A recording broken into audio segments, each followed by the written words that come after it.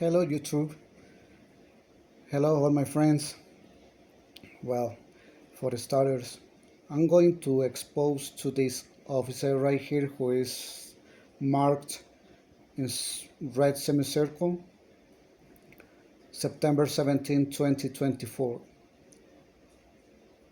Charles Bryant, who was living in Alabama, Trussville, Alabama, across the street in front of my house. That Charles Bryant assaulted me, hitting my ribs in the ground. He blows me so much. So he wanted to finish me by hitting my head with a brick of pure concrete. My wife was asking for help to the 911 call. But the police officers, they didn't show up in time. They didn't see anything. They didn't know what really happened. When Charles Bryan was about to hit my head with that brick, my son was getting out from my house.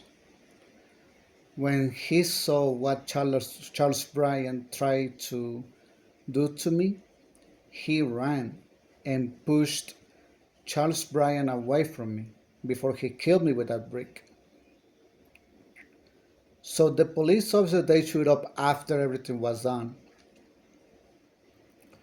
I was waiting for the police to show up and press charges against Charles Bryan for attempt of murder.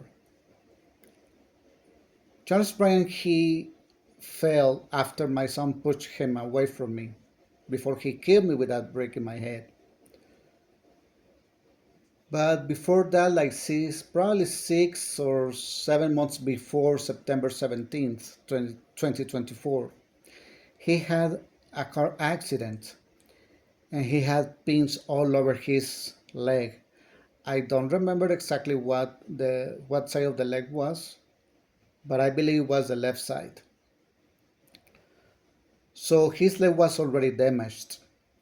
By the time the police officers they arrived to the scene outside of my house, they went direct to Charles Bryant. So Charles, he pressed charges on me, my son, and my that is now my future ex-wife. Because of this officer here, I lost everything, including my wife.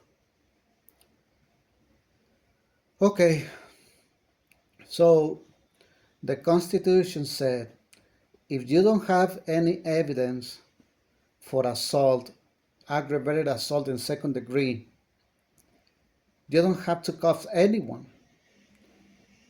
You have to make a citation because you don't have any evidence. The Constitution of the United States said that every single person has the right to be in hearings until he's proven guilty. So the Constitution of the United States allowed me to have hearings, and the ICE officers, they didn't allow me to have my hearings. So I can show that I was innocent and I was the victim. These videos is trying to find justice for my son first and for myself. This person over here doesn't deserve to be called a police officer because he made a huge mistake. For that mistake to leave Charles Bryan outside in the streets, September 17, 2024, that was the reason that now my son is dead. This officer right here is responsible for my son's death. I hope I can be heard by someone and help me try to find justice for my son and for myself. This guy violated my civil rights since the day one. So the law protected me to have hearings and show my innocence. So now that I lost everything and this guy is outside in the streets smiling when he made a huge mistake.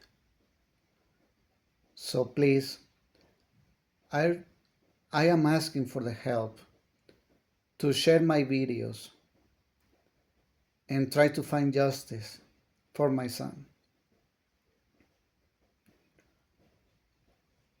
Also, the Constitution of the United States said that a person is, I don't remember exactly what it says, but I have the right to be held in the US and be processed by hearings in Birmingham, Alabama, Jefferson County.